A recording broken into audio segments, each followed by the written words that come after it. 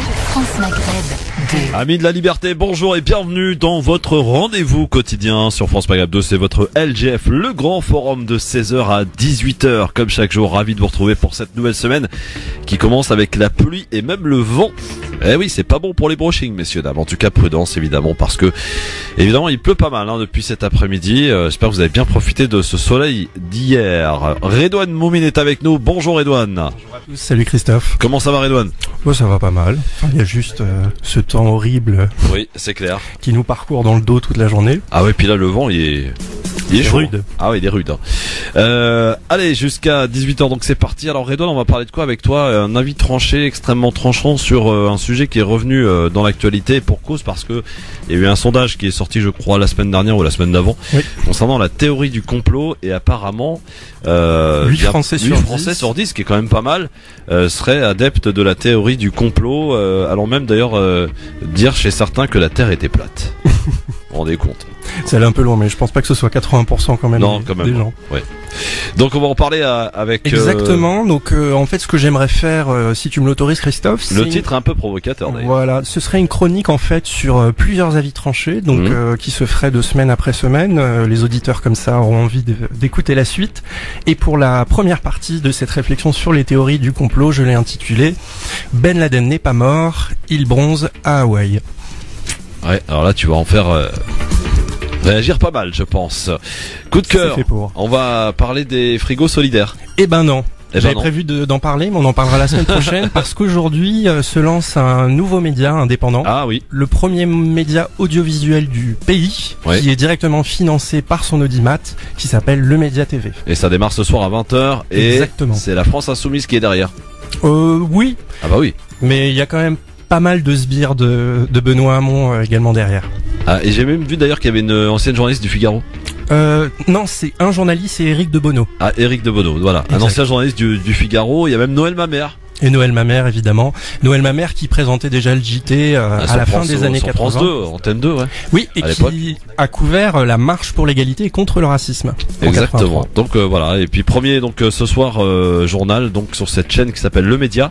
C'est à 20h ce soir et ils nous ont promis, ces journalistes, qu'ils ne seraient pas à la solde de Jean-Luc Mélenchon. Voilà. On espère. On espère en tout cas que ce média va garder son indépendance, quoi qu'il en soit. Voici le programme pour aujourd'hui, votre émission du LGF. Là pareil, l'indépendance est garantie à son maximum. La langue de bois n'y est pas pratiquée, comme vous pouvez le constater avec vous, chers amis auditeurs, pour intervenir 01 40 33 9000. Soyez les bienvenus, bonne semaine.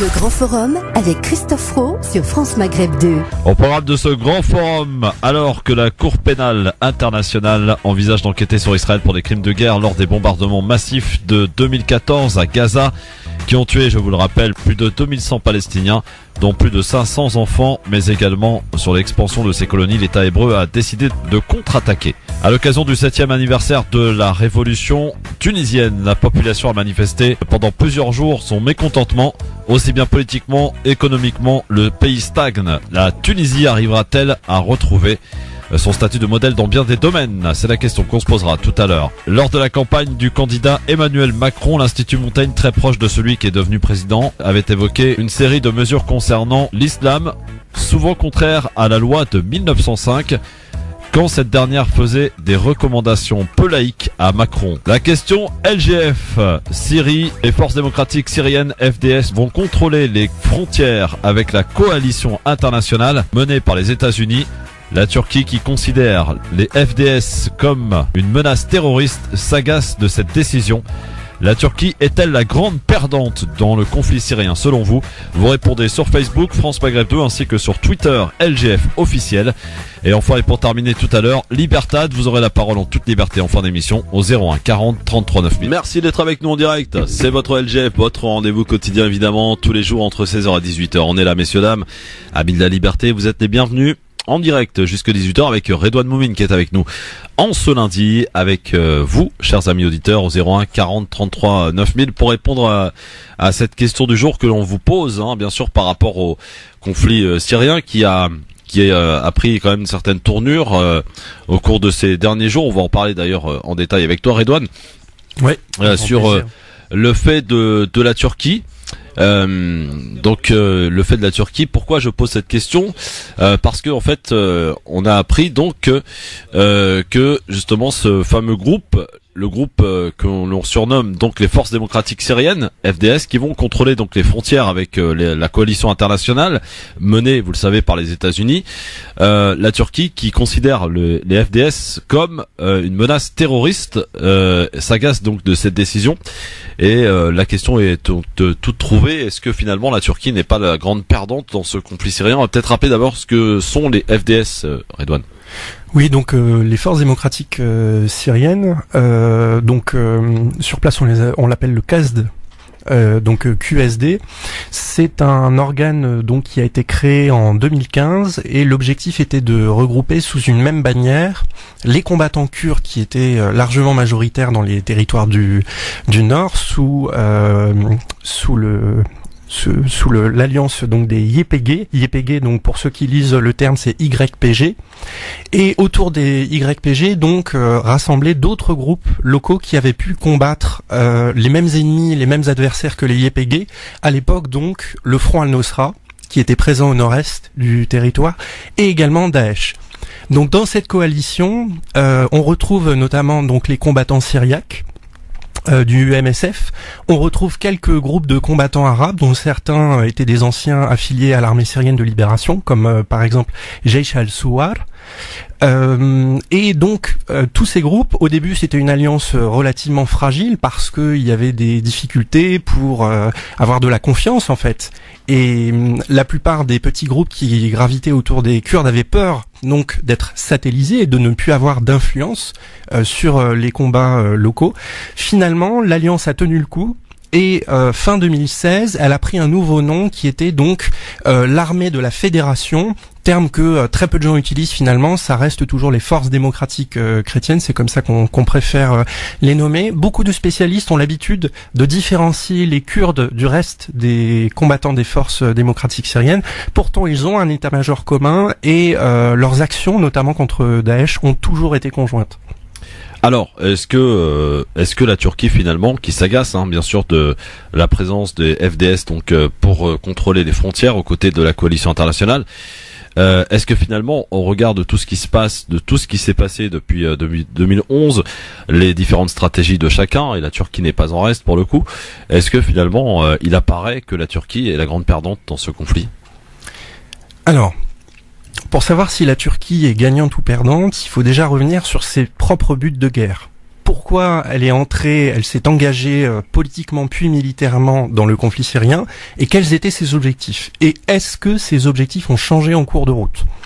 En 2011, quand le conflit commence, la Turquie s'engage par la voie diplomatique en faveur d'abord des manifestants opposés au régime de Bachar el-Assad, et ensuite en faveur des rebelles. Mais il faut savoir qu'à l'époque, la logique géopolitique de la Turquie est très particulière. Personnellement, j'ai eu la chance d'assister à une conférence de Davutoglu, qui était le ministre des Affaires étrangères à l'époque, et il nous avait dit l'objectif de la Turquie, c'est l'objectif zéro. Zéro, c'est zéro problème avec le voisinage.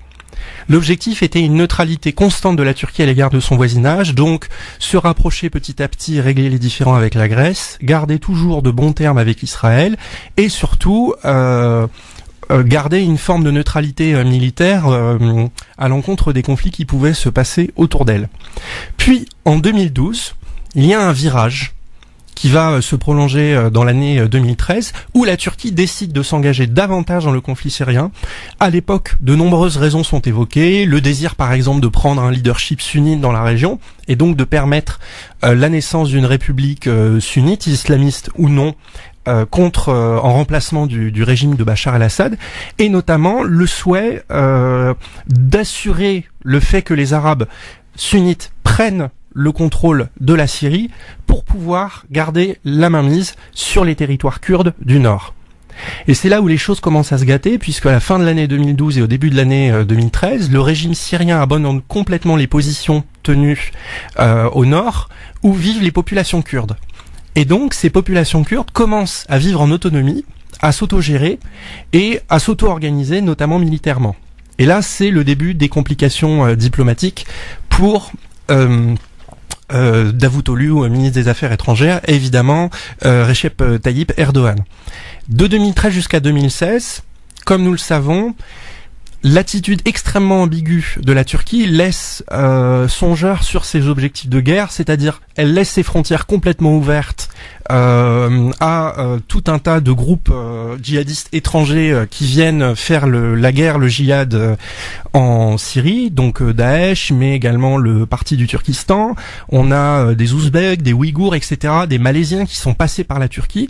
La Turquie ferme les yeux sur le passage de tous ces combattants dans l'objectif de participer à la déstabilisation du conflit. Probablement qu'il y a une diplomatie de couloir qui s'est opérée à l'époque et que la Turquie s'est rendu compte que le régime de Bachar el-Assad devenait une menace pour ses propres intérêts.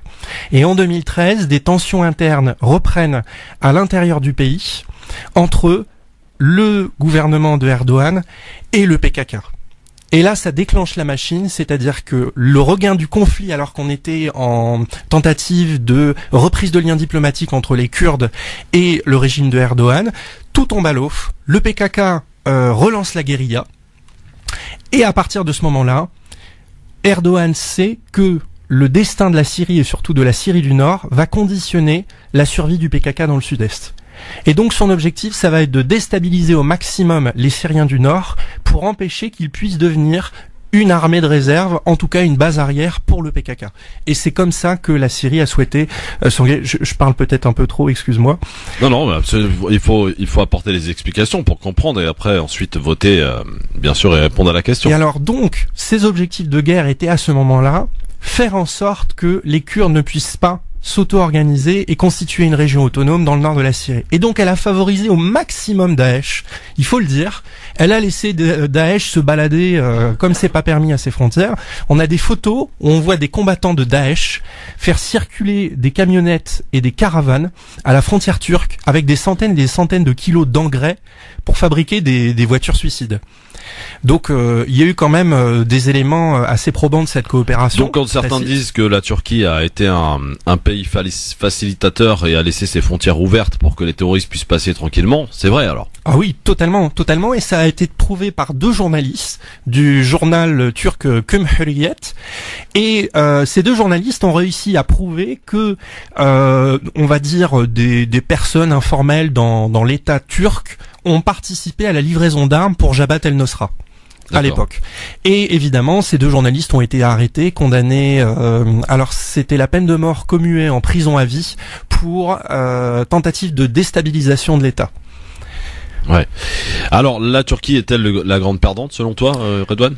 Non, parce que la Turquie s'est rendu compte justement qu'elle perd des pieds en 2015 puis en 2016. Elle s'est rendu compte non seulement qu'elle n'arriverait pas à se débarrasser des Kurdes du Nord, mais également que les Russes avaient pris le relais, et à partir du moment où les Russes s'étaient implantés directement, le visage du conflit allait complètement changer et Bachar el-Assad allait reprendre la main. Et donc, elle s'est rendue compte qu'elle devait négocier avec l'Iran et avec les Russes, et donc elle a tout fait pour créer un trio, qui est le trio de Astana, de la conférence de paix d'Astana, pour toujours rester un pied dans les négociations et pouvoir participer à la résolution du conflit. Donc elle n'a pas tout perdu, parce qu'elle a toujours un pied dans les négociations, ça c'est la première chose. Et la deuxième, elle a réussi à empêcher l'unification de tous les territoires kurdes grâce à son intervention armée, donc qui est arrivée il y a 1 an et demi.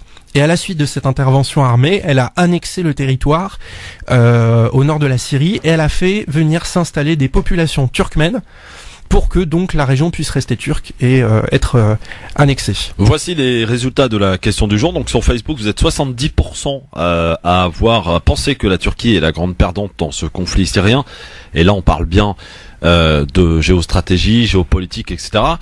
Et sur Twitter, vous êtes 40% à penser que oui seulement, donc que la Turquie est la grande perdante. Vous voyez, encore une fois, au travers de 2 réseaux sociaux, eh bien, vous avez des résultats différents qui apparaissent. Donc 40% de oui sur Twitter, 70% de oui sur Facebook. Sofiane Lakhdari qui est avec nous, qui est aussi un éminent spécialiste de la région. Bonsoir Sofiane.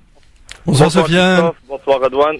Bonsoir tout le monde. Alors, je te pose la question de but en blanc. Est-ce que, avant de te demander si tu partages ou pas l'avis de Redouane, qui vient d'être exposé il y a quelques instants, est-ce que pour toi, la Turquie est la grande perdante?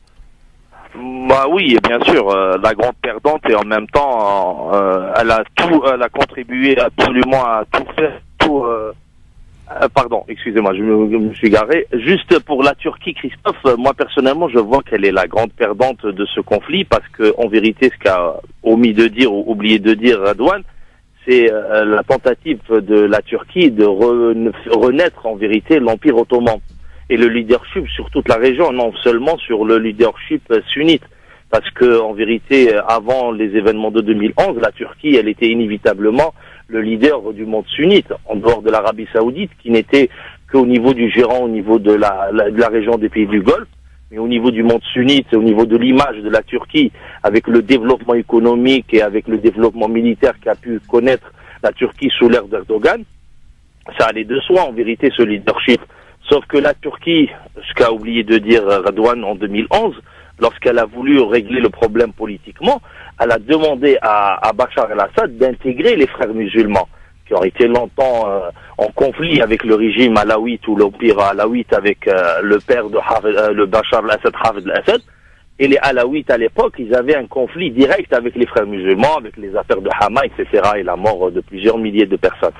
Mais juste pour dire que l'Empire ottoman, Erdogan, avait une vision d'hégémonie totale dans la région, avec un partage avec Israël, et de pousser l'Iran dans ses gérances, c'est-à-dire le containment, que la politique a été adoptée par les Américains sur la Chine. Ils voulaient la faire avec l'Iran et de la menacer comme étant l'empire sunnite face à l'empire chiite, et du coup l'Iran allait directement retourner vers son gérant. Et ça allait vraiment dans une vision. Quand on voit par exemple la Turquie qui a contribué également à la chute de entre 25 000 et 30 000. On a perdu Sofiane. Sofiane, on est en train de te perdre là. Sofiane. Bon, apparemment, on est en train de le perdre, l'ami Sofiane. Je sais pas, il doit être dans un rayon où il capte pas. Donc, Redouane, par rapport à ce que dit Sofiane. C'est bon, Sofiane. Oui, on t'avait perdu. Ah, désolé. Donc, oui, je demandais juste à Redouane. Termine, Sofiane. Je répondrai après. Moi, personnellement, je dis que c'est le grand perdant. T'as parlé, Redouane, d'une conférence d'Ahmed Daoudoglou, l'ancien Premier ministre et l'ancien ministre des Affaires étrangères, le père de la diplomatie turque en vérité, c'est un ancien professeur d'université. Il faut dire qu'il faut rappeler le livre d'Ahmed Daoudoglou qui était arrivé à une équation il mettait un point d'interrogation à sa fin, c'est-à-dire c'est devoir répondre à une équation qui était inévitable à la Turquie, et on y arrive aujourd'hui, disons que nous faisons partie d'une coalition, c'est-à-dire de l'OTAN, et qui va à l'encontre des peuples de la région, et à la Turquie de choisir, soit de continuer dans cette direction et de faire le travail de l'OTAN tout en contrepartie, il fallait être à l'encontre des intérêts des peuples de la région. Et cette équation, aujourd'hui on y arrive, et Recep Erdogan, je pense qu'il a énormément de pression sur lui afin de le pousser presque en une guerre directe avec la Syrie et la Russie. Et j'ai deux exemples après si on peut les citer, sur le travail qui est fait par certains hommes de l'ombre afin de pousser la Turquie vers une confrontation avec la Russie.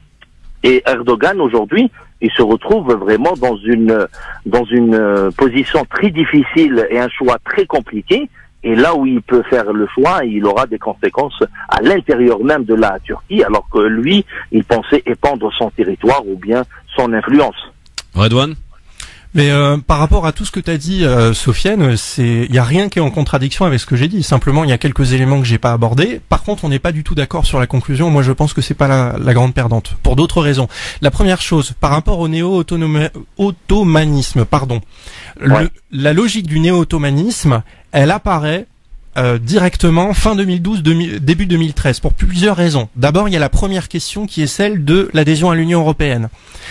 Jusqu'à la fin des années 2000, début des années 2010, la Turquie de Erdogan est persuadée qu'elle va pouvoir intégrer l'Union européenne.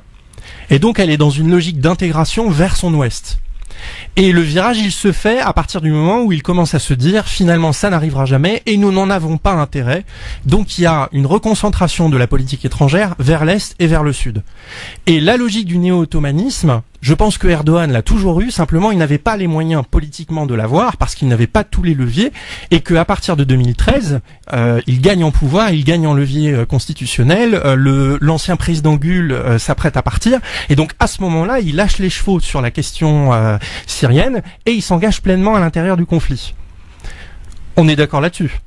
Oui, non, moi je dirais que le néo-ottomanisme il était dans la tête de Recep Erdogan dès le départ, il faut pas le nier. Ah oui, mais simplement il n'avait pas les moyens de le mettre en place. Il avait la pointe parce qu'il avait le Qatar qui est une banque en vérité de tout le projet Erdogan et en même temps il avait une confrérie qui est la confrérie des frères musulmans. Il faut rappeler qu'au Maroc elle s'est installée avec Ben Kiran, en Tunisie elle était arrivée au pouvoir à travers les urnes avec Ardel Rannouchi. Et vous avez en Libye, ils ont installé, vous aviez Morsi, il restait que le levier syrien qui n'est pas tombé, et qu'il a tout fait pour le faire tomber. Et rappelle-toi Erdogan, dès le départ en 2011, son objectif c'était de prier dans la mosquée des Omeyyades.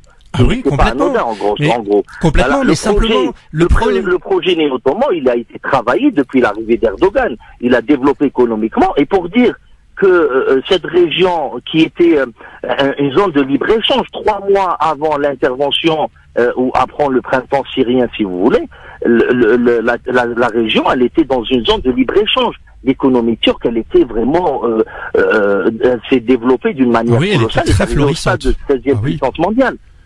Complètement, mais simplement, il y a un deuxième levier dont on n'a pas parlé, qui était la confrérie Gülen. Les Gülenistes, qui avaient énormément de pouvoir. En allié avec Erdogan. Ah oui, ils étaient en alliés, et après sont devenus en adversaires. Après la crise de la corruption. Après l'échec de le néo-ottomanisme. Après l'échec du néo-ottomanisme, c'est certain que Erdogan a tourné. Et même si tu peux revenir même en arrière, Erdogan était l'allié de Sheikh Erbakan. Oui. En Turquie. Mais il s'est retourné contre Erbakan. Il était même le maire de la ville d'Istanbul avec la liste de Sheikh Erbakan, et après il s'est retourné contre lui. C'est-à-dire il y a des alliances et de contre-alliances, de circonstances, c'est clair. Non, mais ce qu'il y a, c'est que Erdogan, très clairement, Erdogan n'avait pas les moyens de défier Gülen à la fin des années 2000 parce que la confrérie guleniste avait beaucoup trop de pouvoir, notamment dans le monde judiciaire et dans le monde policier, et que donc Erdogan n'avait pas les moyens de risquer une déstabilisation de l'étranger sans que ça lui retombe dessus à l'intérieur. Ensuite, quand la confrontation se fait avec les confréries gulenistes et qu'il commence à faire une épuration de l'intérieur, après il a plus vraiment d'opposants. Et à partir du moment où il arrive à accéder à la présidence, Davutoglu passe Premier ministre et il installe dans le système constitutionnel tous ses alliés, notamment des membres de la mafia reconnus, à partir de là, il peut prendre le risque de se lancer dans une politique étrangère ambitieuse, parce que même s'il y a des risques, il arrivera à contrôler la contestation à l'intérieur, même s'il y a eu les problèmes de la place Taksim en 2013 qui l'ont affaibli. Et la tentative de coup d'État qui a été... Et la tentative de coup d'État, évidemment. Ah oui, on se souvient des images de Erdogan en train avec son téléphone portable en train de parler à son peuple. C'était assez impressionnant. Impressionnant, ouais. Là où je ne suis pas d'accord avec toi pour dire que c'est la grande perdante, elle a gagné dans le sens où ce qui s'est passé à la fin des années 2015, au moment où les Kurdes de Syrie étaient trop faibles, cette guerre avec les milices du sud de la Turquie, qui était même pas le PKK, c'était des espèces de milices auto-organisées qui se sont soulevées dans les villes de Sirnak, Silopi, Ahmed, Diyarbakir, etc. Il a rasé les villes, il a bombardé, il a chassé les populations. Maintenant, ce sont des zones mortes, des no man's land. Et ces zones-là, qu'est-ce qui est en train de se passer en ce moment? Il est en train d'y installer des réfugiés syriens. Il est en train de relocaliser des réfugiés syriens, et il a même évoqué il y a 6 mois la possibilité de naturaliser ces Syriens.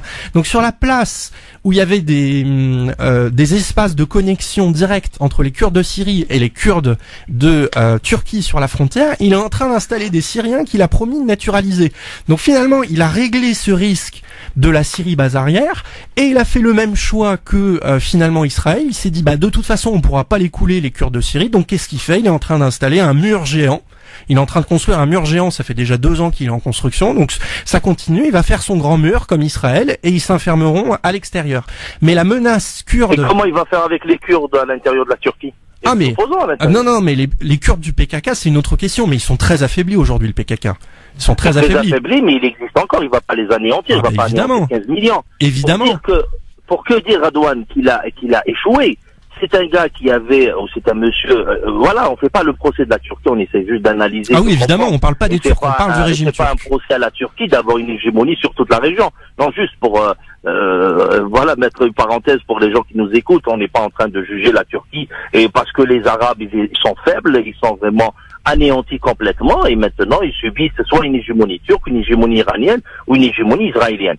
Juste pour la Turquie, pour dire qu'elle est la grande perdante, on est en train de parler d'un projet néo-ottoman, c'est-à-dire d'une domination totale du monde arabe, allant du Maroc jusqu'aux proto-monarchies. Et là, on est en train de parler de quelqu'un qui essaye de défendre son propre territoire. Il y a une contradiction totale. C'est quelqu'un qui a utilisé les minorités, les chiites, les sunnites, les kurdes, les perses, les arméniens, etc.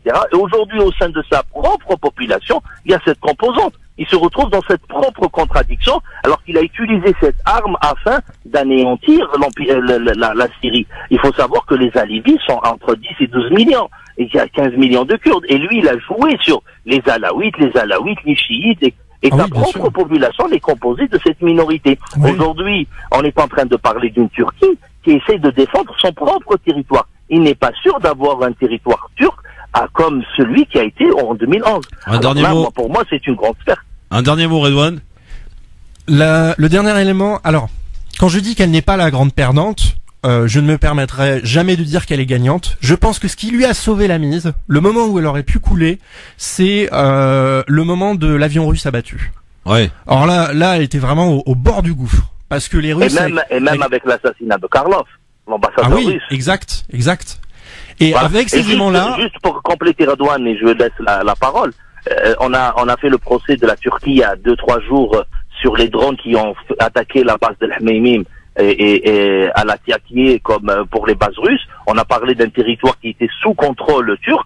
Il faut rappeler que jeudi ou vendredi, le président Poutine a dédouané la Turquie d'Erdogan. Il a bien dit que la Turquie n'avait rien à voir, que les drones, ils ont décollé d'une ville ou d'un petit village qui était sous contrôle de Harar Shem, une organisation en vérité entre les mains des Britanniques, et il a bien précisé que les gens qui étaient derrière l'assassinat de Karlov étaient derrière cette attaque de drone.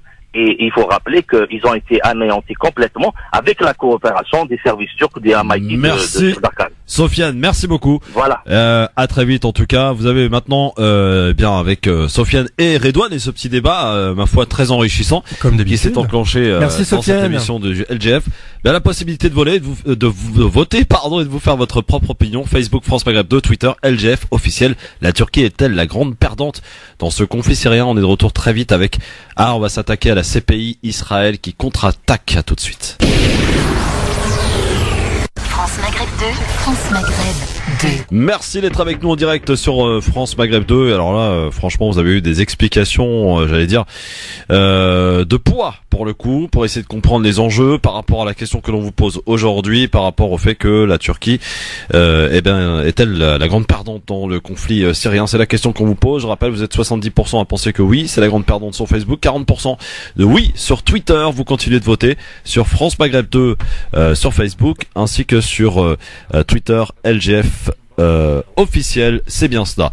Et justement, vous qui êtes peut-être à proximité de votre Facebook, branchez-vous puisque vous allez pouvoir voir en vidéo maintenant l'avis tranché de notre ami Redouane Moumi. Jingle, c'est parti. 5, 4,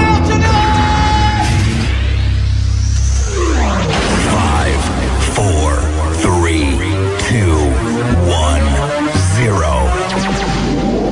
Si on fait quoi que ce soit, c'est la mise à pied. Alors piétinez-moi, allez-y. En direct sur France Maghreb 2 dans le grand forum, Redouane Moumine qui va nous parler de la théorie du complot avec ce titre légèrement provocateur. Ben Laden n'est pas mort et il bronze à Hawaï. On a juste un petit souci, la vidéo ne prend pas. Ah bon? Je suis vraiment désolé. Qu'est-ce que je suis mauvais en réseaux sociaux et informatique. Oui, qu'est-ce qui se passe? Je sais pas. Bon, je le fais quand même. Alors on va attendre un petit peu, hein? Bon. On va attendre un petit peu parce que ça serait quand même bien que ça soit en direct sur Facebook. Hein. J'en profite pour dire juste une petite chose par rapport à ce qu'on disait tout à l'heure. Pour moi, les grands perdants, c'est vraiment le Qatar et l'Arabie Saoudite pour le coup.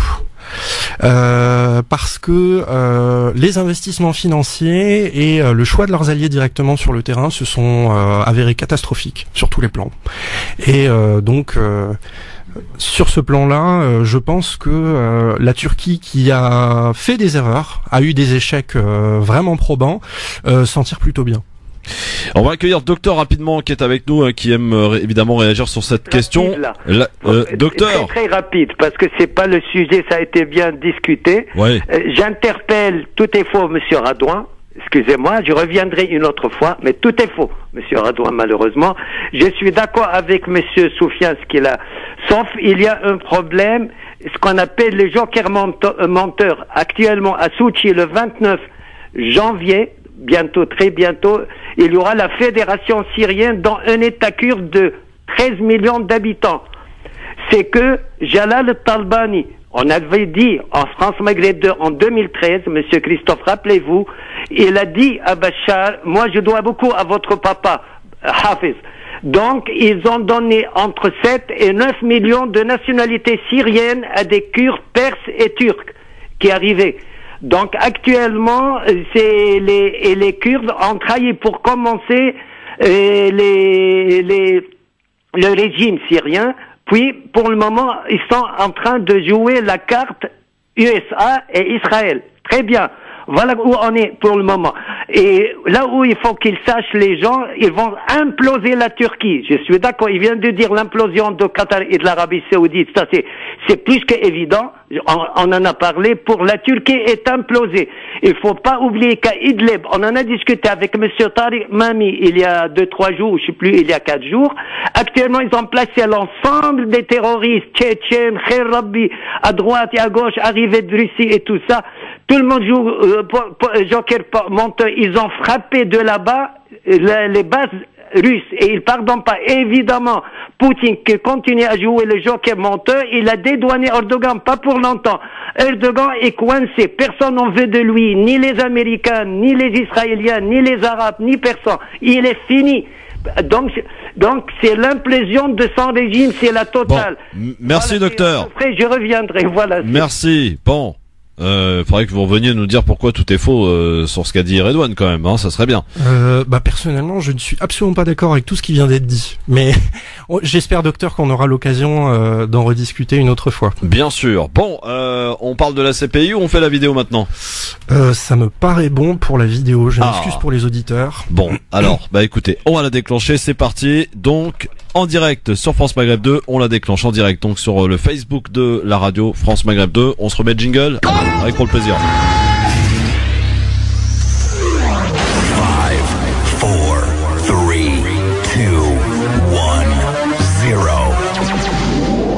Je fais quoi que ce soit de la mise à pied. Alors piétinez-moi, allez-y. Avec ce titre donc, disais-je un peu légèrement provocateur, Ben Laden n'est pas mort, il bronze à Hawaï, Redouane. Exactement.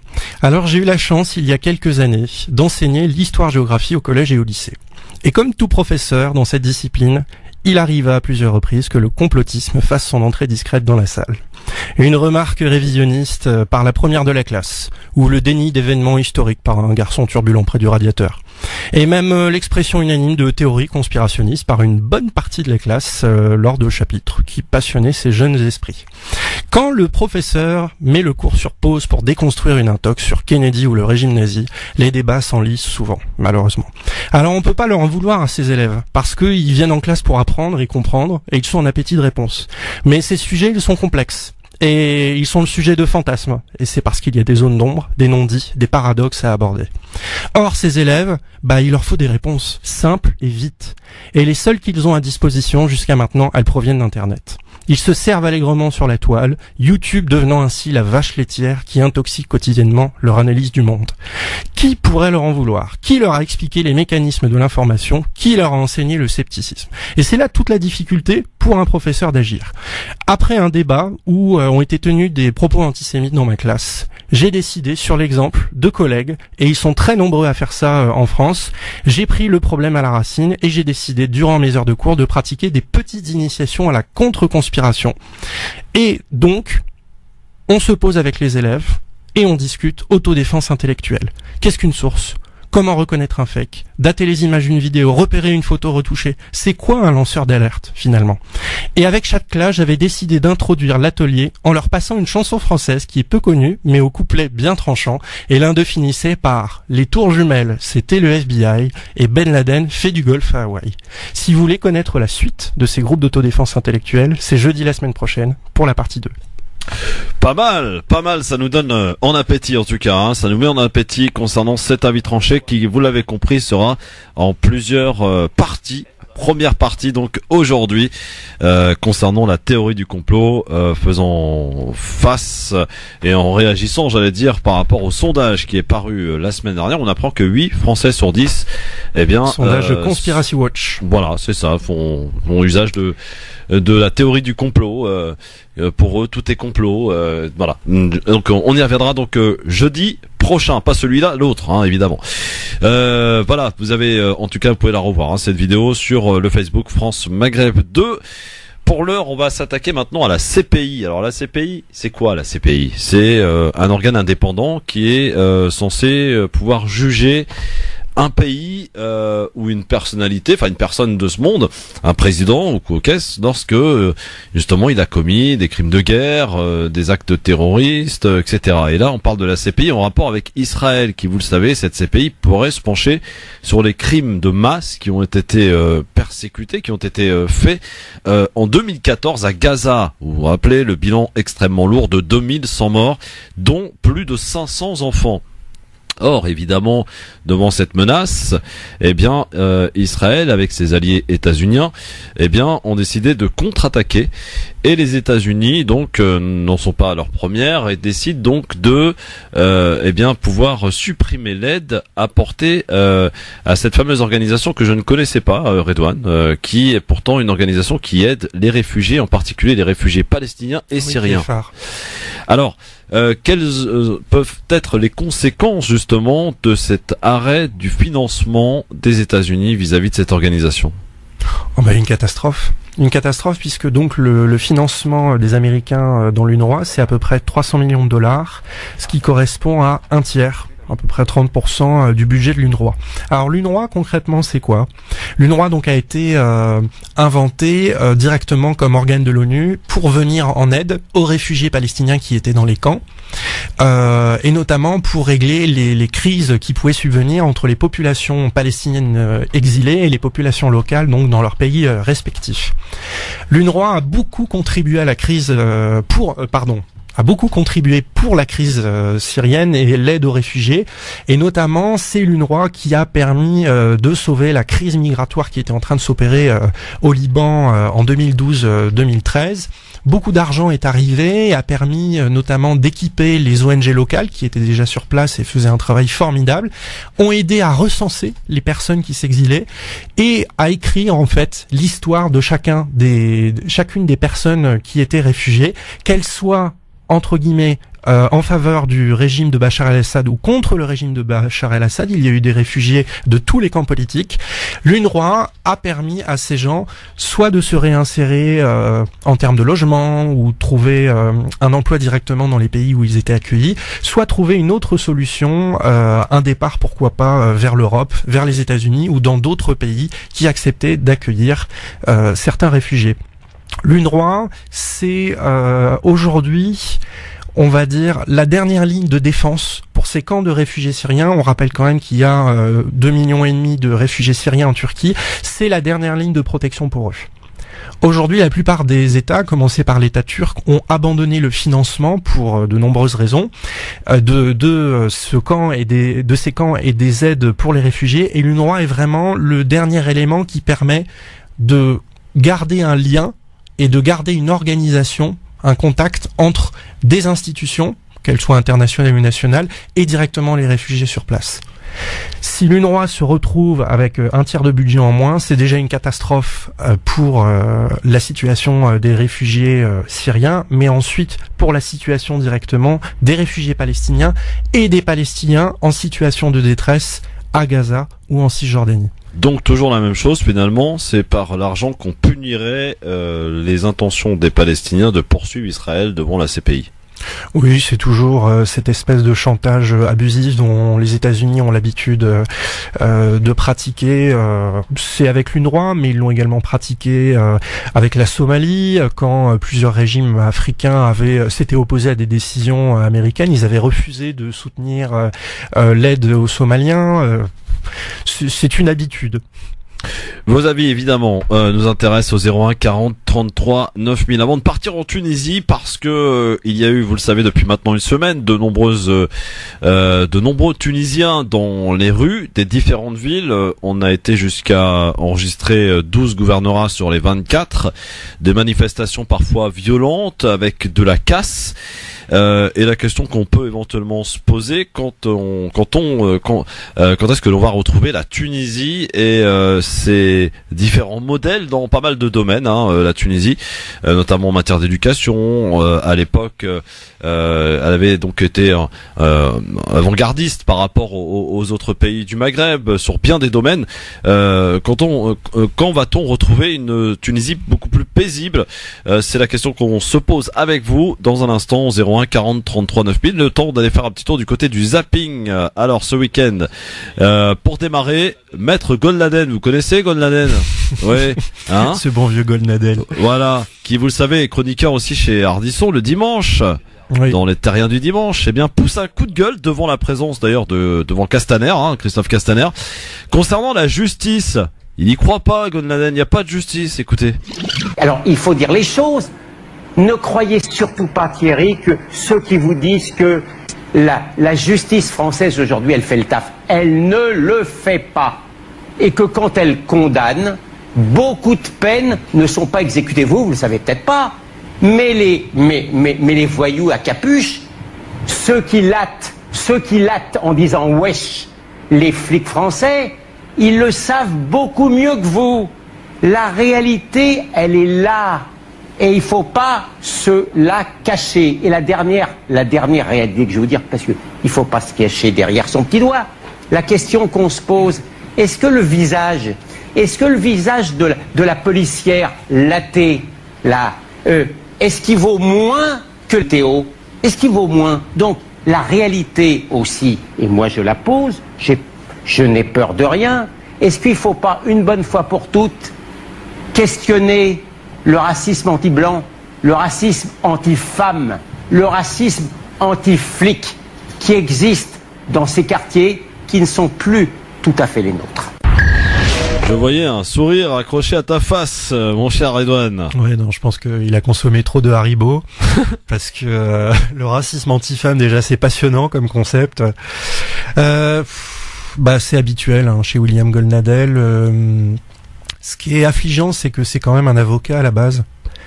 Donc qu'un avocat qui a quand même, qui pratique, qui va régulièrement au parquet, puisse prononcer des choses pareilles, moi ça m'afflige.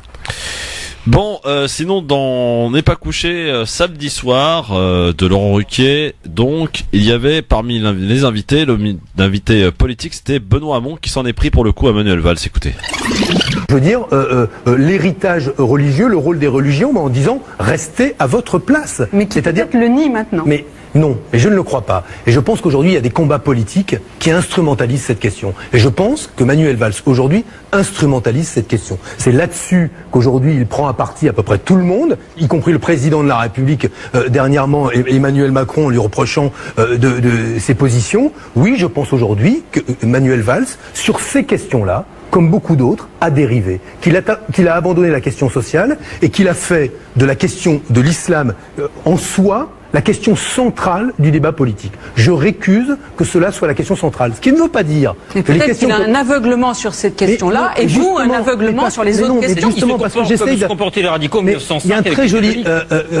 je veux dire, comment vous dire ça il y a un très joli proverbe indien qui dit « Le monde semble bien sombre quand on a les yeux fermés ». Je pense que Manuel Valls a les yeux fermés. Manuel Valls a les yeux fermés, selon Benoît Hamon, Redouane. C'était courageux de sa part, parce que sur On n'est pas couché, les deux chroniqueurs habituels sont quand même très effectivement proche de Valls, pour ne pas donner d'autres termes. Après, je pense que il a raison. Il y a une monomanie de la part d'une gauche réactionnaire qui désormais elle a un nom. Elle s'appelle toujours Shirley avec un hashtag. Elle a eu sa réunion de propagande. Donc c'était aux Folies Bergères, oui, c'est ça ? La semaine dernière. Et tout le Gotha était invité. Et donc les loups sont sortis du bois. Ils ont un nom. Ils ont une identité, ils ont un visage. C'est une gauche réactionnaire, c'est une gauche qui a décidé de prendre des positions qui ne seront ni dans la nuance ni dans la recherche de conciliation. Et oui, effectivement, j'adhère totalement à ce que dit Benoît Hamon. Que dire d'autre ? Bah écoutez, le débat de la laïcité ne sera pas réglé sous le premier mandat d'Emmanuel Macron, parce qu'il y en aura sans doute un deuxième vu comme c'est parti. Ouais. Peut-être sur le second. Peut-être sur le second. Le vrai problème, c'est que tant qu'il n'y aura pas, tant qu'on ne fera pas prendre le débat par la base, on ne pourra jamais discuter, parce que finalement le fond du problème de la laïcité, c'est qu'est-ce qui est public et qu'est-ce qui est privé. Le reste, c'est soit de la confrontation communautaire, je parle aussi de communauté laïcarde, soit on est dans la confrontation communautaire, soit on est dans la stigmatisation de certains groupes de population dans la société. La vraie question, c'est qu'est-ce qui est public, qu'est-ce qui est privé, et après comment on règle les choses calmement. Très bien. Alors, on termine ce zapping avec les tractations qui se poursuivent à gauche. On y reste justement pour le poste de premier secrétaire du Parti Socialiste. Une nouvelle candidature annoncée ce matin dans Le Parisien. C'est Delphine Batho. Ils étaient déjà 4 hier à s'être déclarés, mais un homme a affirmé qu'il y pensait sérieusement à cette candidature. C'est une figure connue du Parti Socialiste, Julien Drey, et son constat est bien qu'aujourd'hui rien ne va plus au PS et qu'il faut urgemment le rénover. Écoutez Julien Drey. C'est un message à l'égard de toutes les militantes et les militants du Parti Socialiste. Le linge sale, ça se lave en famille. Et je suis inquiet par déjà la tournure que les choses prennent. Je lis les choses sur Internet. Et j'ai l'impression que quand on est un socialiste, désormais, le jeu, c'est de taper encore plus fort sur le socialiste avec lequel on n'est pas d'accord. Vous êtes nombreux, plus vous vous tapez dessus. Voilà, c'est ce que l'on appelle la groupuscularisation. Et c'est ça qu'il faut éviter. Donc, soyons raisonnables, responsables, parce que les dissensions d'aujourd'hui ne doivent pas fabriquer les frondeurs de demain.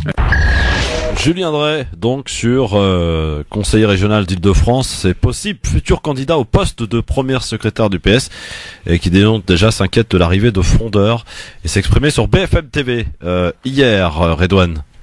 Bon casting là pour le coup, Julien Drey, le Baron Noir. Batho. Le Baron Noir, Julien Drey, ouais, qui travaillait déjà dans l'ombre de François Mitterrand en 84 et a poussé à la création de SOS Racisme. Bah, c'est un briscard.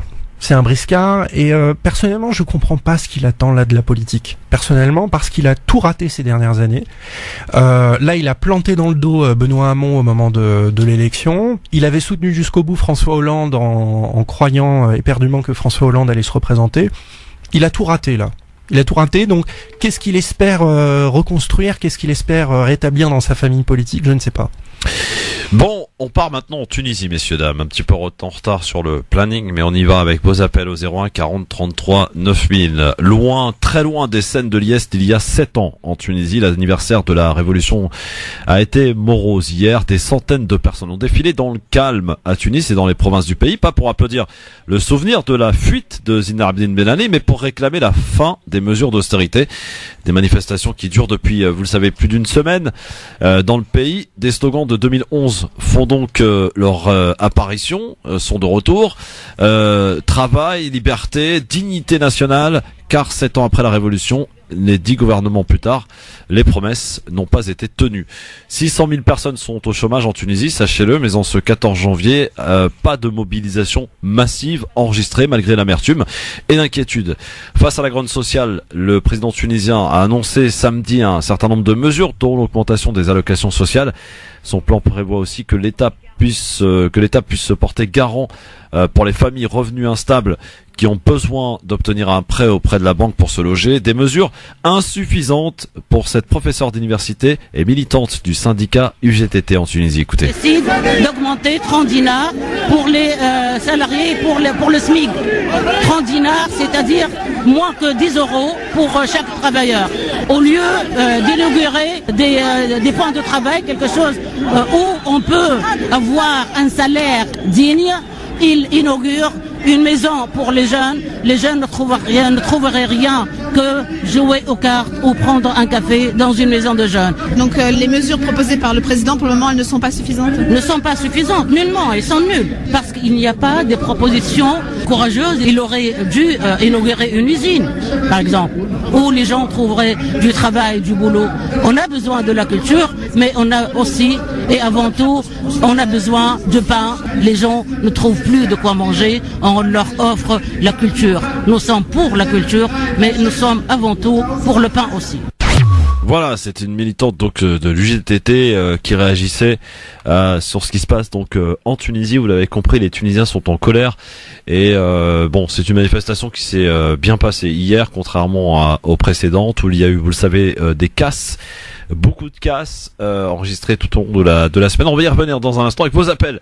Est-ce que la Tunisie va retrouver sa tranquillité et va être peut-être à la pointe, pardon, comme ce fut le cas d'ailleurs à l'époque dans bien des domaines. Je pense à l'éducation, je pense à pas mal de choses. La Tunisie va-t-elle retrouver sa tranquillité, le fait d'être paisible et de se construire tranquillement pour ce petit pays du Maghreb qu'est la Tunisie? Eh bien, peut-être partagez vous allez nous partager peut-être vos inquiétudes ou alors peut-être votre espoir concernant la Tunisie au 01 40 33 9000, sans oublier la vie de Redouane Moumine qui est avec nous. Et on continue de répondre à la question par rapport au conflit syrien et ce dont on a évoqué tout à l'heure. Est-ce que pour vous, la Turquie est la grande perdante dans ce conflit syrien? Vous répondez sur Facebook France Maghreb 2 ainsi que sur Twitter LGF officiel. Merci d'être avec nous en direct sur France Maghreb 2 dans le grand forum, bien sûr, avec Redouane Moumine qui est avec nous. Je vous invite d'ailleurs à redécouvrir l'avis tranché tout à l'heure sur Facebook, en direct sur la page France Maghreb 2. C'est un avis tranché qui se voudra en plusieurs parties et qui est consacré donc à la théorie du complot. Redouane qui a eu à y faire face donc et à devoir répondre aussi à quelques élèves donc qui étaient visiblement adeptes ou plutôt qui se servaient d'internet peut-être pour se faire une idée sur un événement qui s'est passé. En tout cas voilà, première partie donc qui a été diffusée aujourd'hui, la deuxième sera jeudi pas prochain, l'autre donc en direct dans cette émission. Redouane, avec grand plaisir. Avant de parler de la Tunisie, je crois qu'il y a une auditrice qui souhaite nous faire part d'un problème du côté de la préfecture de police de Paris. Bonsoir madame. Oui, monsieur Christophe. Bonsoir, quel est votre prénom? Je vous demande de vous renseigner sur une cérémonie officielle à la préfecture de police de Paris. D'accord. On nous dit de partir, mais on ne nous dit pas pourquoi. Et même on se renseigne sur la cérémonie officielle. Bon, il y a des gens qui, avec des rendez-vous pour le titre de séjour ou encore pour reprendre leur titre de séjour, et on ne nous informe pas. J'ai pas bien on nous compris. demande juste Attendez, de partir. J'ai pas bien compris de quoi il s'agit, madame. Vous me parlez d'une cérémonie officielle qui se tiendrait à la préfecture de police de Paris. Aujourd'hui. Aujourd'hui, oui. Donc voilà, moi je vous demande juste de vous renseigner sur cette cérémonie officielle. À quoi consiste cette cérémonie officielle? D'accord. Bah écoutez, on ne nous renseigne pas, on nous dit juste de partir. Très bien. On va se renseigner. Merci madame en tout cas de nous avoir alerté. Merci beaucoup madame. Lanceur d'alerte à votre niveau, vous aussi. N'hésitez pas. 01 40 33 9000. On est là pour évoquer tous les sujets dans cette émission. Si tu me permets juste d'apporter une petite information, c'est Newspress qui a jeté l'article à 14h cet après-midi. 10 associations à Calais ont porté plainte parce que des gendarmes auraient été missionnés pour aller chercher dans les zones à Calais où il y a des réfugiés les sacs de couchage pour les découper et les mettre à la benne. Il y a juste un problème, c'est que les sacs de couchage en question ont été prêtés. Il y a un contrat de prêt entre les réfugiés en question et ces associations humanitaires, donc les sacs de couchage sont prêtés et les réfugiés doivent les rendre plus tard quand ils repartent. Et Les gendarmes ici les ont découpés, les ont mis à la benne et ne savaient pas qu'ils appartenaient aux organisations. Donc la plainte a été déposée contre X au tribunal de Dunkerque. Très bien. Rachid qui souhaite apporter son point de vue concernant la question du jour et le fait que la Turquie serait peut-être la grande perdante dans le conflit syrien. À en croire Sofiane Akdali tout à l'heure, oui. À en croire Redouane, un peu plus mesuré, il dit non. Rachid de Corbeil-Essonnes, quel est ton avis à toi? Bah déjà, votre question, elle est mal posée à mon avis, parce que la grande perdante... Commencez pas, Rachid. Qu'est-ce que ça veut dire, ça? Comme quoi notre question est mal posée. Pourquoi elle est mal posée, Rachid? Bah parce que c'est évident que la grande perdante de la guerre en Syrie... Bah non, c'est pas évident. Déjà, des centaines de milliers de morts, des économies détruites, tous les bâtiments détruits... Alors pour Redouane Moumine qui est en face de moi, c'est pas évident que ça soit la grande perdante. Et il l'a expliqué tout à l'heure, justement. Bah après, moi je vais dire, pour moi... Déjà, la Turquie, elle est même pas perdante. Parce qu'au final, même si elle a fait des mauvais choix, au final, son PIB, il est toujours, ils sont à plus de 5-6% d'augmentation cette année. Ils ont réussi à récupérer pratiquement tout le matériel industriel de la Syrie, le pétrole. Et ils ont réussi à avoir la double face de leurs alliés avant qu'il soit trop tard. Ils ont réussi, ils ont rien perdu au final. Bon, écoute, c'est ton avis, Rachid, en tout cas, et t'hésiteras pas à aller donner ton point de vue aussi sur Facebook ou Twitter, hein. Tu votes, j'espère, Rachid? Ouais, si, j'essaye quand j'ai le temps. Vas-y, un petit tour sur... T'es plutôt Facebook ou Twitter, toi, d'ailleurs? Non, Facebook. Facebook, donc France Maghreb 2, c'est là que ça se passe. Ok, Rachid, merci à toi. Il faut pas oublier de partager. Il faut pas oublier de partager, exactement. On partage, on like et on vote, bien sûr, à la question du jour sur Facebook, France Maghreb 2, ainsi que sur Twitter, LGF officiel. Revenons à la Tunisie maintenant et à donc cette semaine d'agitation, on va dire, et de manifestation pour y dénoncer finalement cette loi de finances 2018 qui a vu des prix augmenter de manière considérable.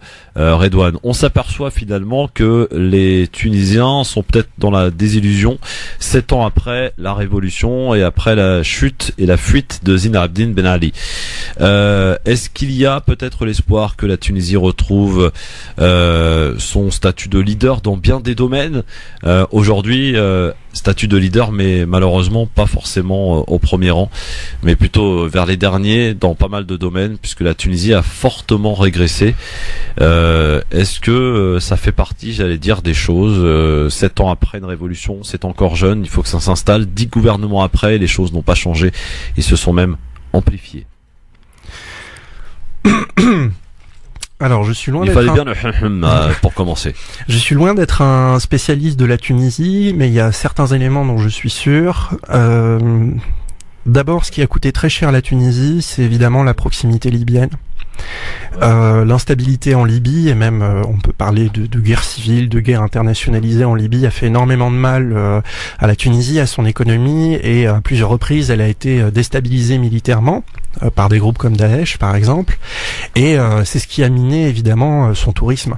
Et l'effondrement du tourisme en Tunisie. Si on veut, parmi les baromètres de l'économie tunisienne, se faire une idée très très rapidement, on va sur n'importe quelle agence de voyage et on regarde les prix des chambres d'hôtel dans les hôtels de la côte, Djerba, etc. tunisiens, et on voit qu'il y a eu un effondrement des prix depuis l'attentat du Bardo. Ça, c'est la première chose. Et la deuxième, c'est qu'on a un peu le même... ah oui, il y a eu l'attentat à Sousse, ouais. Évidemment. Sur la plage. J'allais l'oublier, qui a été effroyable. Ouais. Qui ont complètement miné ce tourisme européen qui venait à moindre coût. Et... après, en termes de politique industrielle, personnellement, je ne connais pas bien la Tunisie, mais je dirais, pour ce qui est de son statut de leader, que il faut bien se rappeler quelles ont été les motivations qui ont conduit au 14 janvier, au départ de Zayn El Abidine, et quelles ont été les conséquences. C'est-à-dire que les gens sont quand même partis manifester au début par colère à cause du prix du pain et du manque de farine, de sucre, etc. Et qu'au final, excusez-moi chers auditeurs, et au final, ils se sont retrouvés débarrassés de leur despote, a décidé de lancer une assemblée constitutionnelle, être à l'avant-garde de la réflexion constitutionnelle, mais également en termes de justice transitionnelle en Afrique. Et sur ce plan-là, sur le plan des droits humains et de l'évolution des droits civiques, la Tunisie a eu énormément d'avancées. Je pense que ces avancées ont été une grande respiration pour la société civile, notamment les médias tunisiens, c'est évident. Mais après, malheureusement, les changements des droits civiques ne changent pas forcément les problèmes de la corruption situation. L'arrivée de Nahda au pouvoir avait constitué un très grand espoir pour un grand nombre de Tunisiens et malheureusement ils n'ont pas été capables de faire certaines réformes structurelles vitales et en ce sens économiquement aujourd'hui c'est la grande difficulté. Mais ce qu'on ne doit pas oublier pour la Tunisie, c'est que par exemple les responsables tunisiens qui sont des citoyens tunisiens lambda qui ont participé à l'Assemblée constitutionnelle, aujourd'hui ils sont invités dans toute l'Afrique, dans des colloques. L'Assemblée constituante. Constituante, pardon, j'ai dit constitutionnelle. Ouais. Ils sont invités au Kenya, ils sont invités en Ouganda parce qu'on veut savoir qu'est-ce qu'il s'est passé en Tunisie, comment les Tunisiens ont fait pour dépasser ces questionnements politiques. Et donc, on fait appel à eux partout en Afrique parce qu'ils ont constitué une avant-garde, un préalable pour le reste de la démocratisation de l'Afrique. En ce sens, et également sur la question de l'émancipation des femmes, je connais très bien une femme qui a vécu en Tunisie et travaillé en Tunisie, qui s'appelle Majda. Majida, je t'embrasse si tu nous écoutes. Elle a travaillé chez Aswat Nissa, qui est une association qui promeut les jeunes femmes actives en Tunisie et notamment les jeunes entrepreneuses. Ouais. Elle m'a dit le travail en 5 ans a été fulgurant. Ça a été assez incroyable et dans le même temps elle travaillait chez Avocats sans frontières, elle m'expliquait que le système juridique tunisien se portait beaucoup mieux. Bon, eh bien, quoi qu'il en soit, il y a quand même du monde dans la rue pour y dénoncer donc cette loi de finances 2018, l'augmentation de pas mal de produits, de taxes, bien sûr, sur pas mal de produits, des taxes même allant jusqu'à 25% supplémentaires. Donc, les Tunisiens, aujourd'hui, contrairement à il y a quelques années, pour quelques-uns d'entre eux, en tout cas, n'ont plus de quoi de se nourrir. Il y a eu ce problème aussi du terrorisme, qui a été extrêmement présent et qui a vu et a fait de la Tunisie le premier pays, l'envoi de terroristes en Syrie, le pays du Maghreb, hein, bien sûr. Ah, c'est le deuxième. Le premier, c'est le Maroc. Je te le dis de source sûre. Bon. C'est le Maroc avec plus de 3000 départs. Bon, en tout cas, la Tunisie est quand même bien classée par rapport au nombre d'habitants et voilà. Donc, ça a été quand même là aussi une source d'inquiétude par rapport aux autorités. Ils ont peut-être pas su gérer là au mieux, en tout cas, ces départs massifs et encore moins d'ailleurs ces retours qui s'organisent actuellement. Et la population, de toute façon, reste debout. Et j'allais dire gardienne de tout ce qui peut se faire, et c'est pas pour rien que dès qu'il y a quelque chose à dénoncer, ils le font aujourd'hui. Mais la seule différence quand même par rapport à la période Ben Ali, c'est que les Tunisiens ne travaillent quasiment plus, ils sont au chômage pour beaucoup d'entre eux et que l'économie peine à décoller et ça c'est un réel problème. On va revenir avant de passer à le dernier sujet sur le fait que l'Institut Montaigne aurait été proposé des choses pas forcément très laïques à Emmanuel Macron alors en campagne pour les présidentielles avec Daoud qui a son avis sur la question. Justement, il est turc, Daoud. Alors Daoud, bonsoir. Est-ce que la Turquie est la grande perdante dans le conflit syrien? C'est la question du jour aujourd'hui, Daoud. Bonsoir Daoud. Oui, bonsoir à tous. Tout d'abord, permettez-moi de vous remercier pour le travail que vous faites pour nous. Puis j'aimerais ici là remercier le constat nuancé, je précise bien nuancé, de Sofiane, parce qu'il a été vraiment précis sur des sujets. Tout d'abord, la question, je dirais plutôt non et oui. La plus grande perdante, c'est la Syrie, mais après, oui, c'est la Turquie. Parce que on sait tous qu'elle a une frontière de plus de 800 km. Donc quand on est à la porte d'un pays en conflit, que ça soit même avec ses voisins, elle est tout le temps perdante.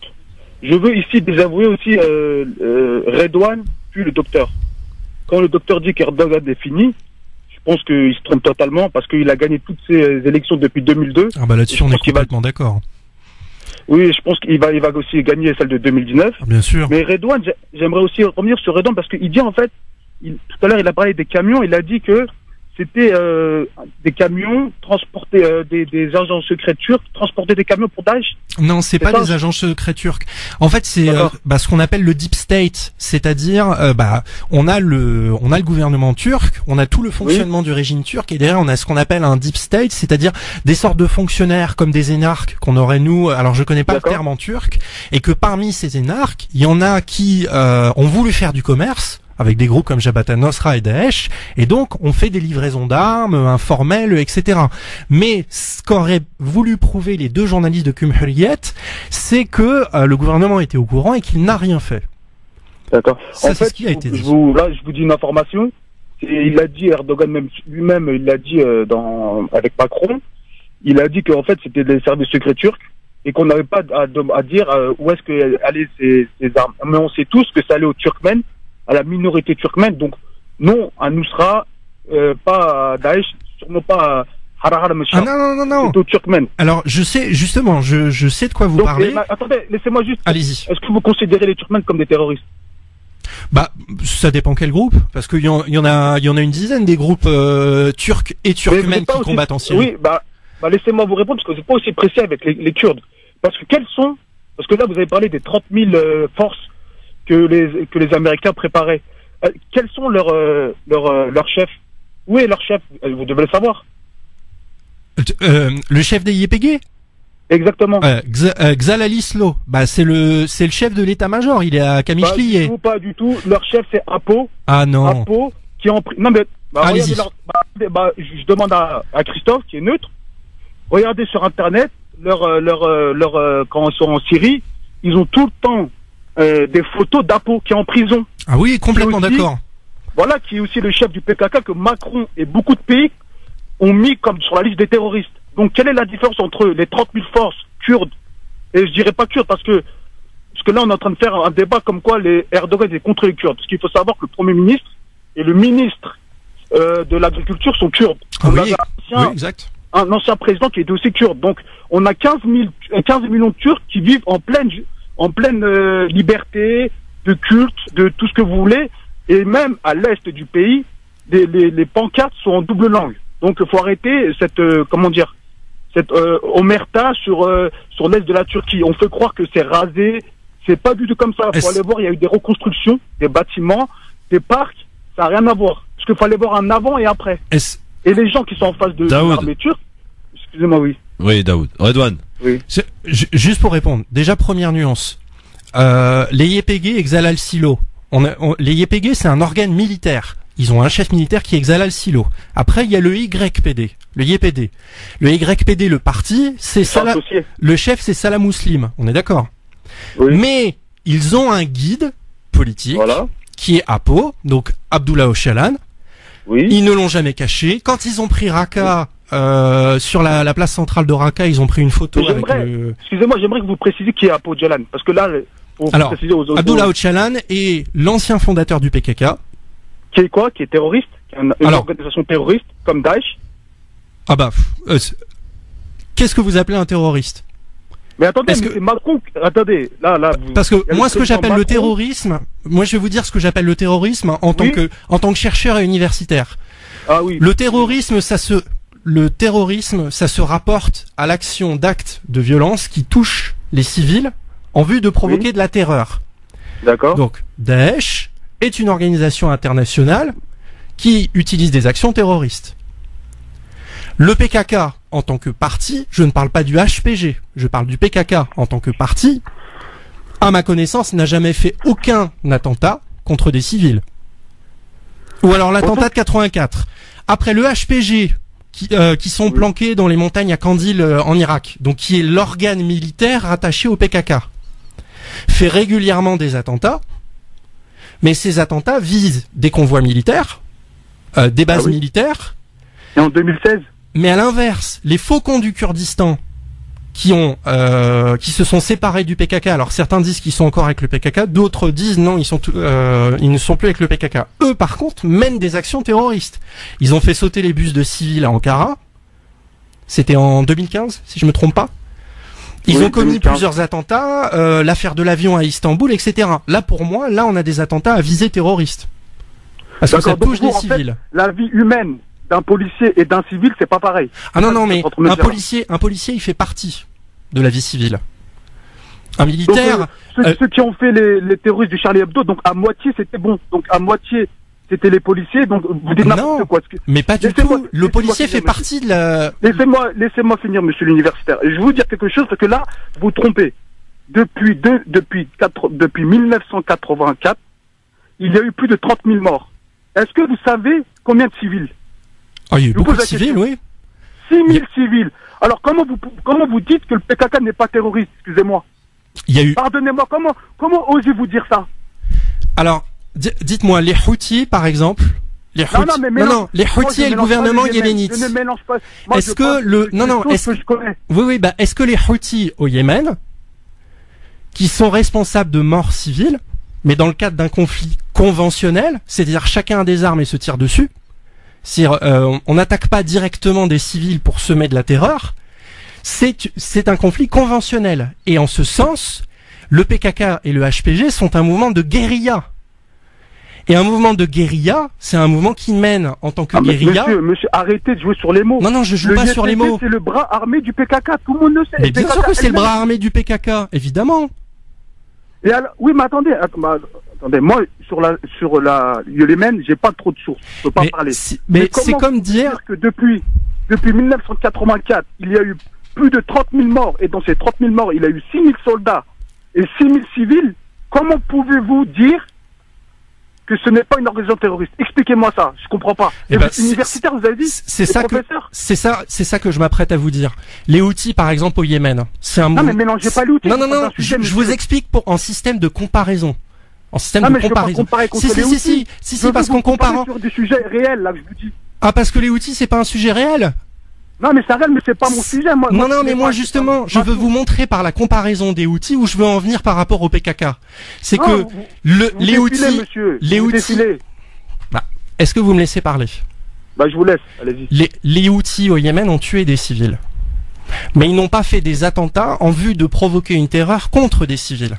Ils ont tué des civils dans le cadre de dommages. Excusez-moi, je vous interromps. Vous m'avez pas laissé parler.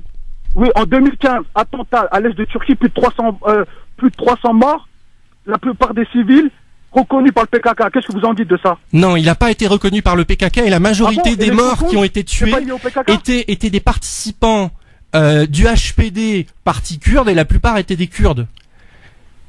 Et le PKK n'a jamais revendiqué cet attentat, tout comme Erdogan a attribué un attentat au PKK à Istanbul, c'était l'an dernier, et un mois plus tard, il a été revendiqué par Daesh. Donc il faut faire aussi attention à ce qu'on dit par rapport aux revendications. Je vous dis, vous dites des contre-vérités, monsieur Erdogan. Vous m'avez pas laissé finir avec le Yémen. Non, mais moi, vous voyez, vous défilez, moi je parle pas du Yémen. Non, mais je veux à titre de comparaison comparer le PKK avec les Houthis. Moi, j'ai ni sympathie pour le PKK, ni sympathie pour les Houthis. Mais parce vous reconnaissez écoutez, pas monsieur, un acte où il y a des civils qui meurent. Monsieur, je sais exactement ce qu'a fait le PKK en Syrie. Je sais exactement les déplacements de population qu'ils ont fait à Tal Abyad contre les Arabes. Ils ont chassé les Arabes de chez eux pour installer des Kurdes. Je sais exactement ce qu'a fait le PKK. Et je sais très bien que c'est le PKK qui est allé former les Kurdes de Syrie pour qu'ils puissent avoir des milices d'autodéfense.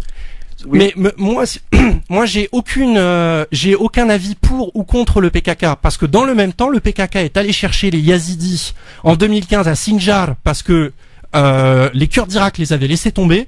Ils sont allés les chercher, ils en ont sauvé 30 000 en les faisant remonter dans les montagnes. Donc le PKK a sauvé des civils d'un côté et il en a déplacé d'autres. Est-ce que vous savez que le PKK a kidnappé plus de 3000 filles à l'est de la Turquie? Est-ce que vous êtes en train de dire que le PKK n'a pas sauvé les Yazidis de Sinjar? Pas du tout. Bon, donc ils ont sauvé des civils à Sinjar et ils en ont explosé. Votre preuve, monsieur. Votre preuve. Quoi, mais ma preuve?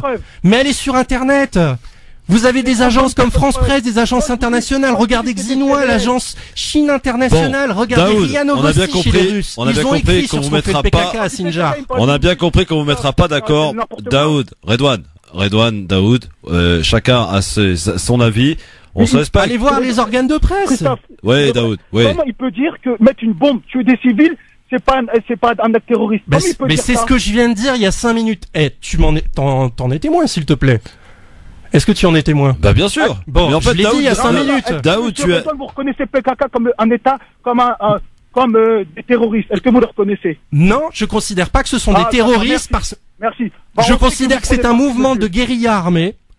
Et qu'ils ont commis des crimes de guerre. Sur les mots, c'est mieux. Non, parce que terrorisme. Je vous remercie. Merci, monsieur le professeur d'histoire. Daoud. Chouf, Daoud. Moi, je vous parle correctement. Non, écoutez-moi. Écoutez-moi. Écoutez-moi, s'il vous plaît.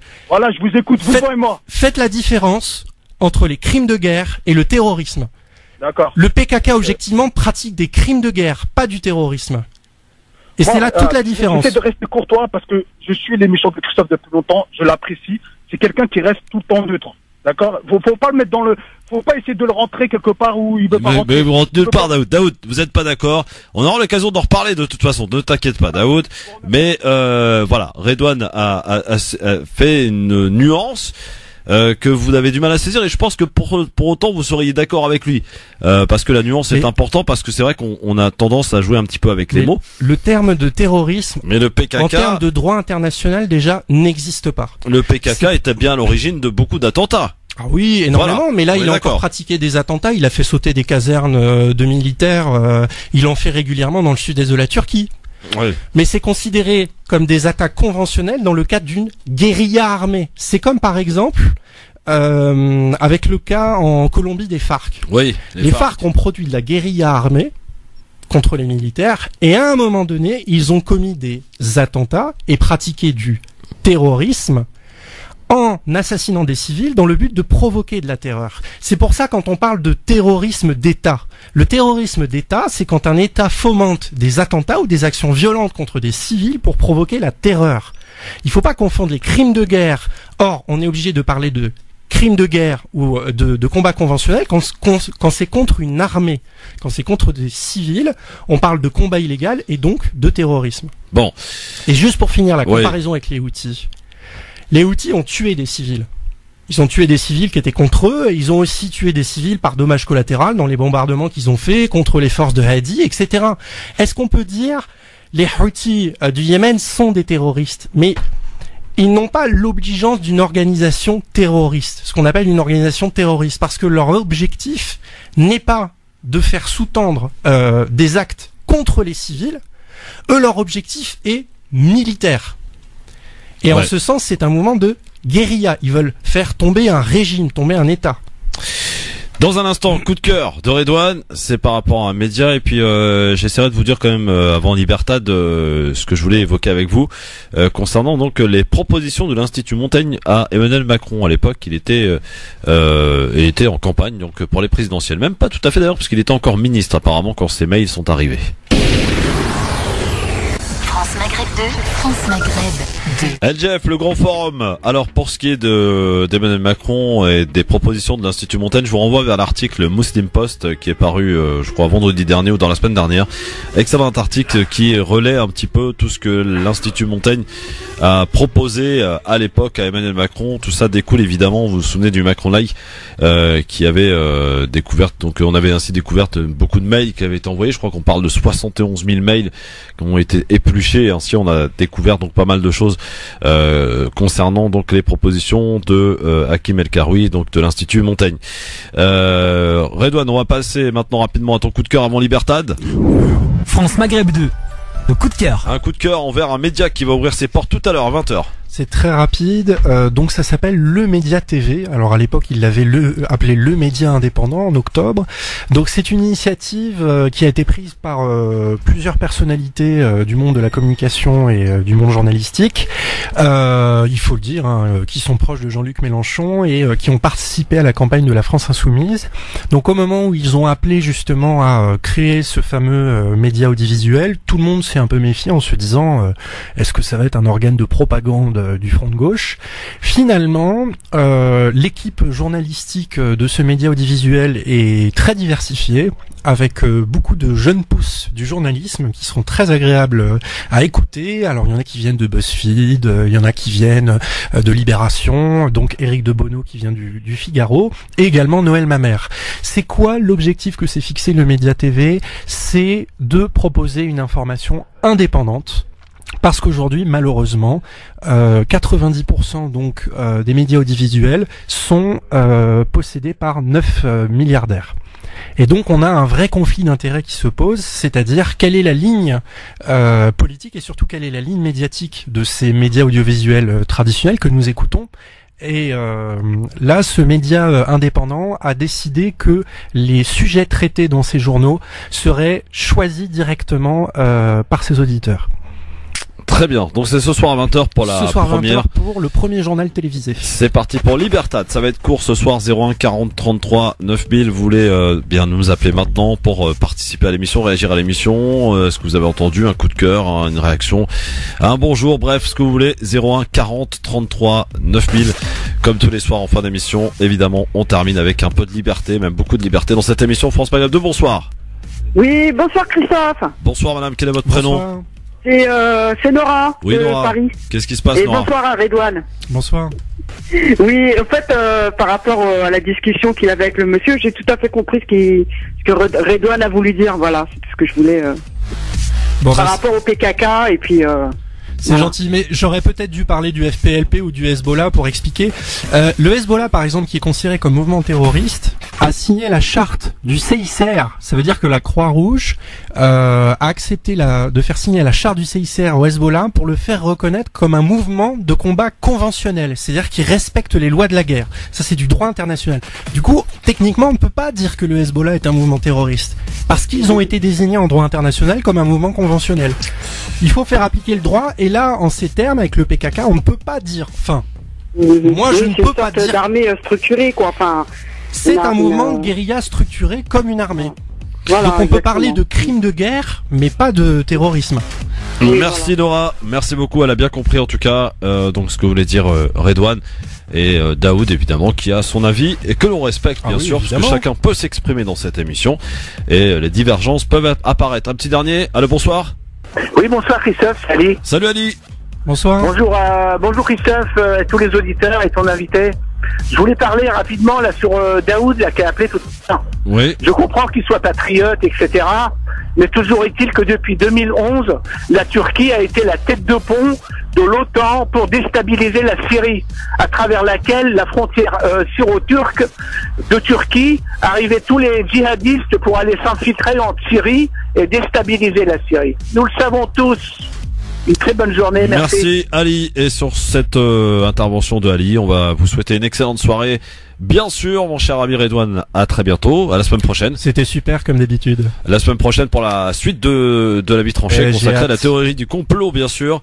Demain avec Houssine. Demain Houssine Ras et Enver de Santos. Mercredi Nadir Kaya et également Nasser Lajili. Jeudi Anan Zawani avec Majid Messaouden et vendredi Tarek Mami et Nadia Lazouni, ou plutôt Nadia Lazouni, puisque comme c'est une femme, on la fait toujours passer en premier.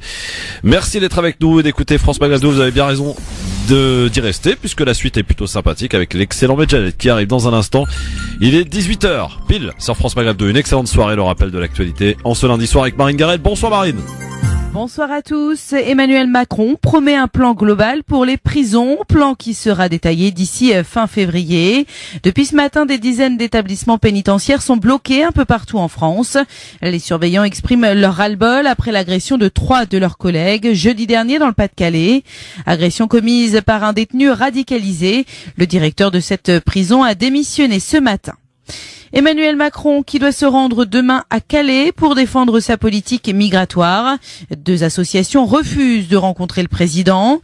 L'Auberge des migrants et Utopia 56 estiment que le chef d'État et son gouvernement sont porteurs d'une politique qu'ils désapprouvent et qui ont créé la situation calaisienne et qui l'aggraveront. La Haute Autorité pour la Transparence saisit la justice concernant la déclaration de patrimoine de l'ancien député des Yvelines, David Douillet. La Haute Autorité estime qu'il existe un doute sérieux quant à l'exhaustivité, l'exactitude et la sincérité de cette déclaration. L'ancien candidat à la primaire de la droite, Alain Juppé, annonce qu'il va prendre du recul vis-à-vis des Républicains dont il ne paiera pas la cotisation cette année. Et Météo France place la Corse du Sud et la Haute-Corse en vigilance orange en raison des vents violents. La nuit prochaine et demain matin, des rafales de l'ordre de 120 km/h sont attendues dans la région de Bastia et elles pourraient même atteindre 190 km/h au Cap Corse. Tennis, le Français Lucas Pouille, 18e mondial, éliminé d'entrée de jeu à l'Open d'Australie. Ça passe en revanche pour Jo-Wilfried Tsonga, Gilles Simon et Alizé Cornet. Chez les favoris, qualification de Rafael Nadal, élimination surprise de Venus Williams. Et puis en football, l'arbitre Tony Chaperon est suspendu jusqu'à nouvel ordre après avoir taclé un joueur hier lors du match Nantes-PSG. France Maghreb 2, service, info, musique, divertissement. France Maghreb 2. France Maghreb. On l'appelle le CASD. Donc QSD, c'est un organe donc qui a été créé en 2015 et l'objectif était de regrouper sous une même bannière les combattants kurdes qui étaient largement majoritaires dans les territoires du Nord sous l'alliance donc des YPG. YPG, donc pour ceux qui lisent le terme, c'est YPG. Et autour des YPG, donc rassembler d'autres groupes locaux qui avaient pu combattre les mêmes ennemis, les mêmes adversaires que les YPG. À l'époque, donc, le Front Al-Nosra, qui était présent au nord-est du territoire, et également Daesh. Donc dans cette coalition, on retrouve notamment donc les combattants syriaques, du MSF. On retrouve quelques groupes de combattants arabes dont certains étaient des anciens affiliés à l'armée syrienne de libération, comme par exemple Jaish al-Souar. Et donc tous ces groupes, au début c'était une alliance relativement fragile parce qu'il y avait des difficultés pour avoir de la confiance en fait. Et la plupart des petits groupes qui gravitaient autour des Kurdes avaient peur donc d'être satellisés et de ne plus avoir d'influence sur les combats locaux. Finalement, l'alliance a tenu le coup. Et fin 2016, elle a pris un nouveau nom qui était donc l'armée de la fédération, terme que très peu de gens utilisent finalement. Ça reste toujours les forces démocratiques chrétiennes, c'est comme ça qu'on préfère les nommer. Beaucoup de spécialistes ont l'habitude de différencier les Kurdes du reste des combattants des forces démocratiques syriennes. Pourtant, ils ont un état-major commun et leurs actions, notamment contre Daesh, ont toujours été conjointes. Alors, est-ce que la Turquie finalement, qui s'agace bien sûr de la présence des FDS donc pour contrôler les frontières aux côtés de la coalition internationale, est-ce que finalement, au regard de tout ce qui se passe, de tout ce qui s'est passé depuis 2011, les différentes stratégies de chacun, et la Turquie n'est pas en reste pour le coup, est-ce que finalement il apparaît que la Turquie est la grande perdante dans ce conflit? Alors, pour savoir si la Turquie est gagnante ou perdante, il faut déjà revenir sur ses propres buts de guerre. Pourquoi elle s'est engagée politiquement puis militairement dans le conflit syrien, et quels étaient ses objectifs? Et est-ce que ces objectifs ont changé en cours de route? En 2011, quand le conflit commence, la Turquie s'engage par la voie diplomatique en faveur d'abord des manifestants opposés au régime de Bachar el-Assad, et ensuite en direction en faveur des rebelles. Mais il faut savoir qu'à l'époque, la logique géopolitique de la Turquie est très particulière. Personnellement, j'ai eu la chance d'assister à une conférence de Davutoglu, qui était le ministre des Affaires étrangères à l'époque, et il nous avait dit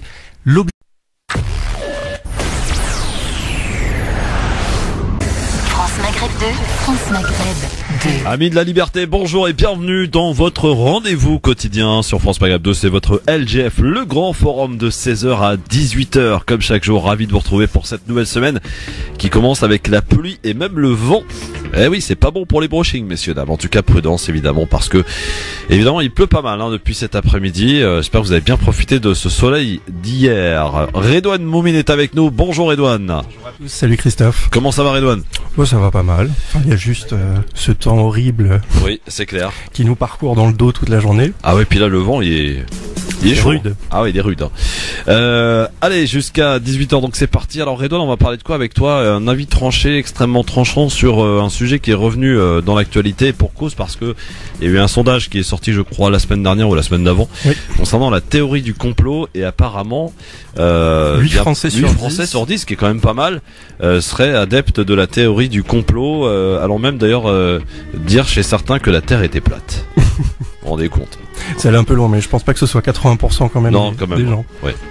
Donc on va en parler avec. Exactement. Donc en fait, ce que j'aimerais faire, si tu me l'autorises, Christophe, le titre est un peu provocateur. D'ailleurs. Voilà, ce serait une chronique en fait sur plusieurs avis tranchés, donc qui se ferait de semaine après semaine. Les auditeurs comme ça auront envie d'écouter la suite. Et pour la première partie de cette réflexion sur les théories du complot, je l'ai intitulée Ben Laden n'est pas mort, il bronze à Hawaï. Ouais. Alors là, tu vas en faire. Réagir pas mal, je pense. Coup de cœur. On va parler des frigos solidaires. Eh ben non.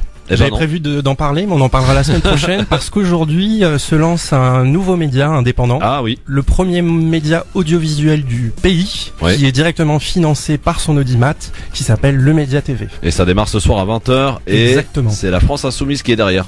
Oui. Ah bah oui. Mais il y a quand même pas mal de sbires de Benoît Hamon également derrière. Ah, et j'ai même vu d'ailleurs qu'il y avait une ancienne journaliste du Figaro. Non, c'est un journaliste, c'est Éric de Bono. Ah, Éric de Bono, voilà. Exact. Un ancien journaliste du Figaro. Il y a même Noël Mamère. Et Noël Mamère, évidemment. Noël Mamère qui présentait déjà le JT à la fin des années 80. France 2, Antenne 2, ouais. Oui, et qui a couvert la marche pour l'égalité et contre le racisme. Exactement. Donc voilà. Et puis premier ce soir journal donc sur cette chaîne qui s'appelle Le Média. C'est à 20h ce soir et ils nous ont promis, ces journalistes, qu'ils ne seraient pas à la solde de Jean-Luc Mélenchon. Voilà. On espère. On espère en tout cas que ce média va garder son indépendance, quoi qu'il en soit. Voici le programme pour aujourd'hui, votre émission du LGF. Là pareil, l'indépendance est garantie à son... L'objectif de la Turquie, c'est l'objectif 0. 0, c'est 0 problème avec le voisinage. L'objectif était une neutralité constante de la Turquie à l'égard de son voisinage, donc se rapprocher petit à petit, régler les différends avec la Grèce, garder toujours de bons termes avec Israël, et surtout garder une forme de neutralité militaire à l'encontre des conflits qui pouvaient se passer autour d'elle. Puis, en 2012, il y a un virage qui va se prolonger dans l'année 2013, où la Turquie décide de s'engager davantage dans le conflit syrien. À l'époque, de nombreuses raisons sont évoquées, le désir par exemple de prendre un leadership sunnite dans la région, et donc de permettre la naissance d'une république sunnite, islamiste ou non, en remplacement du régime de Bachar el-Assad, et notamment le souhait d'assurer le fait que les Arabes sunnites prennent le contrôle de la Syrie pour pouvoir garder la mainmise sur les territoires kurdes du Nord. Et c'est là où les choses commencent à se gâter, puisque à la fin de l'année 2012 et au début de l'année 2013, le régime syrien abandonne complètement les positions tenues au Nord, où vivent les populations kurdes.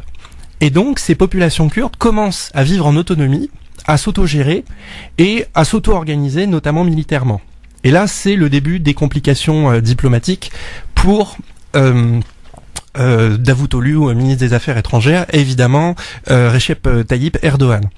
De 2013 jusqu'à 2016, comme nous le savons, l'attitude extrêmement ambiguë de la Turquie laisse songeur sur ses objectifs de guerre, c'est-à-dire elle laisse ses frontières complètement ouvertes à tout un tas de groupes djihadistes étrangers qui viennent faire la guerre, le djihad en Syrie, donc Daesh, mais également le parti du Turkestan. On a des Ouzbeks, des Ouïghours, etc., des Malaisiens qui sont passés par la Turquie. La Turquie ferme les yeux sur le passage de tous ces combattants dans l'objectif de participer à la déstabilisation du conflit. Probablement qu'il y a eu une diplomatie de couloir qui s'est opérée à l'époque et que la Turquie s'est rendu compte que le régime de Bachar el-Assad devenait une menace pour ses propres intérêts. Et en 2013, des tensions internes reprennent à l'intérieur du pays entre le gouvernement de Erdogan et le PKK. Et là, ça déclenche la machine, c'est-à-dire que le regain du conflit, alors qu'on était en tentative de reprise de liens diplomatiques entre les Kurdes et le régime de Erdogan, tout tombe à l'eau. Le PKK relance la guérilla. Et à partir de ce moment-là, Erdogan sait que le destin de la Syrie et surtout de la Syrie du Nord va conditionner la survie du PKK dans le sud-est. Maximum, la langue de bois n'y est pas pratiquée, comme vous pouvez le constater avec vous, chers amis auditeurs. Pour intervenir, 01 40 33 9000. Soyez les bienvenus. Bonne semaine. Le Grand Forum avec Christophe Roux sur France Maghreb 2. Au programme de ce Grand Forum, alors que la Cour pénale internationale envisage d'enquêter sur Israël pour des crimes de guerre lors des bombardements massifs de 2014 à Gaza, qui ont tué, je vous le rappelle, plus de 2100 Palestiniens, dont plus de 500 enfants, mais également sur l'expansion de ces colonies, l'État hébreu a décidé de contre-attaquer. À l'occasion du 7e anniversaire de la révolution tunisienne, la population a manifesté pendant plusieurs jours son mécontentement, aussi bien politiquement, économiquement, le pays stagne. La Tunisie arrivera-t-elle à retrouver son statut de modèle dans bien des domaines? C'est la question qu'on se posera tout à l'heure. Lors de la campagne du candidat Emmanuel Macron, l'Institut Montaigne, très proche de celui qui est devenu président, avait évoqué une série de mesures concernant l'islam, souvent contraires à la loi de 1905, quand cette dernière faisait des recommandations peu laïques à Macron. La question LGF, Syrie, les forces démocratiques syriennes FDS vont contrôler les frontières avec la coalition internationale menée par les États-Unis. La Turquie, qui considère les FDS comme une menace terroriste, s'agace de cette décision. La Turquie est-elle la grande perdante dans le conflit syrien selon vous? Vous répondez sur Facebook, France Maghreb 2, ainsi que sur Twitter, LGF officiel. Et enfin, et pour terminer tout à l'heure, Libertad, vous aurez la parole en toute liberté en fin d'émission au 01 40 33 9000. Merci d'être avec nous en direct. C'est votre LGF, votre rendez-vous quotidien évidemment, tous les jours entre 16h et 18h. On est là, messieurs, dames, amis de la liberté, vous êtes les bienvenus. En direct jusqu'à 18h avec Redouane Moumine qui est avec nous en ce lundi avec vous, chers amis auditeurs, au 01 40 33 9000 pour répondre à cette question du jour que l'on vous pose, hein, bien sûr par rapport au conflit syrien qui a pris quand même une certaine tournure au cours de ces derniers jours. On va en parler d'ailleurs en détail avec toi, Redouane. Ouais. Sur le fait de la Turquie. Le fait de la Turquie, pourquoi je pose cette question? Parce que en fait, on a appris donc que justement ce fameux groupe, le groupe que l'on surnomme donc les forces démocratiques syriennes, FDS, qui vont contrôler donc les frontières avec la coalition internationale menée, vous le savez, par les États-Unis. La Turquie, qui considère les FDS comme une menace terroriste, s'agace donc de cette décision. Et la question est toute trouvée. Est-ce que finalement la Turquie n'est pas la grande perdante dans ce conflit syrien? On va peut-être rappeler d'abord ce que sont les FDS, Redouane. Oui, donc les forces démocratiques syriennes, sur place. Et donc son objectif, ça va être de déstabiliser au maximum les Syriens du Nord pour empêcher qu'ils puissent devenir une armée de réserve, en tout cas une base arrière pour le PKK. Et c'est comme ça que la Syrie a souhaité s'engager. Je parle peut-être un peu trop, excuse-moi. Non, il faut apporter les explications pour comprendre et après ensuite voter, bien sûr, et répondre à la question. Et alors donc, ces objectifs de guerre étaient à ce moment-là faire en sorte que les Kurdes ne puissent pas s'auto-organiser et constituer une région autonome dans le nord de la Syrie. Et donc elle a favorisé au maximum Daesh, il faut le dire. Elle a laissé Daesh se balader comme c'est pas permis à ses frontières. On a des photos où on voit des combattants de Daesh faire circuler des camionnettes et des caravanes à la frontière turque avec des centaines et des centaines de kilos d'engrais pour fabriquer des voitures suicides. Donc il y a eu quand même des éléments assez probants de cette coopération. Donc quand certains disent que la Turquie a été un pays facilitateur et a laissé ses frontières ouvertes pour que les terroristes puissent passer tranquillement, c'est vrai alors? Ah oui, totalement, et ça a été prouvé par 2 journalistes du journal turc Cumhuriyet. Et ces 2 journalistes ont réussi à prouver que, on va dire, des personnes informelles dans l'État turc ont participé à la livraison d'armes pour Jabhat el-Nosra à l'époque. Et évidemment, ces 2 journalistes ont été arrêtés, condamnés. Alors, c'était la peine de mort commuée en prison à vie pour tentative de déstabilisation de l'État. Ouais. Alors, la Turquie est-elle la grande perdante selon toi, Redouane?